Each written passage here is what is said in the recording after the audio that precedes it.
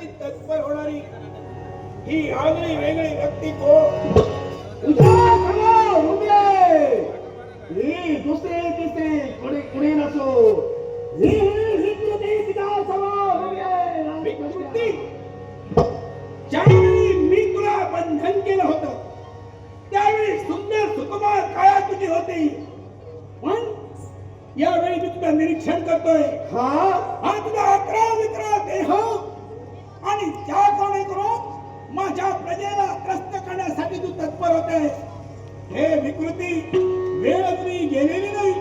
सामोपचार तत्वाला मी तुला एकच सांगू इच्छितोय, अखिल माझ्या प्रजाजनांना त्रस्त करण्यापेक्षा अरण्याच्या ठिकाणी निघून जा. स्वतःच्या जीवित्वाचं रक्षण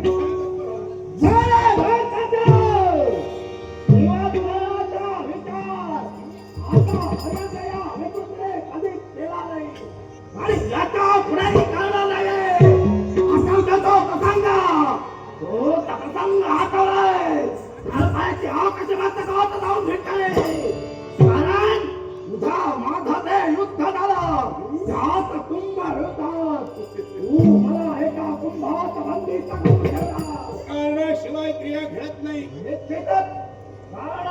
क्रिया घडत नाही. तू हे मला कुंभात बंधन केला.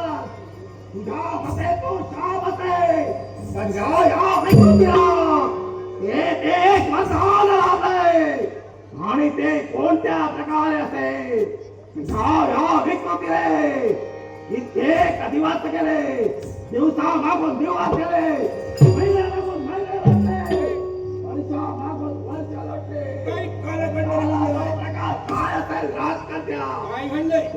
त्या कुंभात बसो. होय त्या कुंभात बसो. त्या शिवशंभूची भक्ती केले आणि वतात प्राप्त करून घेतला. निदान मी तुला बंधन केल्यामुळे शिवशंभूची भक्ती करण्यासाठी तू तत्पर झालीस. कोणत्याही प्रकारे असेल तुझ्यावरून त्या शिवशंभूचं नामोच्चारण झालंय म्हणजे तुझ्या देहाचं खरोखरच चित्तावस्था प्राप्त झाली असं माझं म्हणणं आहे. आणि म्हणूनच माझी तुला आवाजाची विनंती आहे, ज्या शिवशंभूची भक्ती करून स्वतःला वरदान प्राप्त करून घेतलंय अर्थात त्या शिवशंभूला शरण जाऊन माझ्या अखिल प्रजाजनाला त्रस्त करण्याचा विचार सोडून दे. कारण ते माझ्या मनात उद्दिष्ट आहे. हे उद्दिष्ट पूर्ण केल्याशिवाय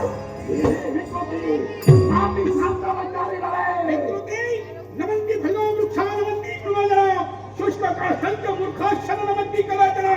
ज्या झाडाला फळे येतात ती झाडं नसतात, सज्जन सुशील माणसे नसतात.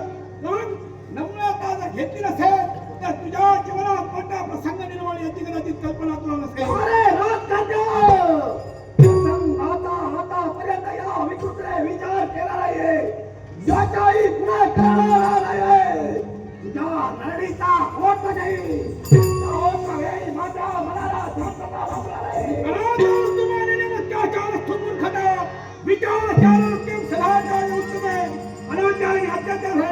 दुसरा मार्ग नाही आणि तोच मार्ग जर अवलंब केला असेल तर तुझ्या जीवनाचा मातीमोल झाल्याशिवाय मातीमोल झाला तरी चालेल. एक गोष्ट लक्षात ठेव, तो पक्षी झाडावर बसतो, तो पक्षी कधीच विचार करत नाहीये ही माती तुटणार की का. आणि त्याच्या सुदैवानं त्याच्या दुर्दैवानं ती जर माती तुटली तर आकाशाच्या उंच भरारी गैराचा बंकात त्याच्या पडता. हे लक्षात ठेव. एका लक्षात ठेव, मी जे सांगू तुझ्या मतात जर परिवर्तन होते तुझ्याशी प्रत्यवादी म्हणून आपण बोलावून योग्य प्रतिकार करण्यासाठी सोडणार.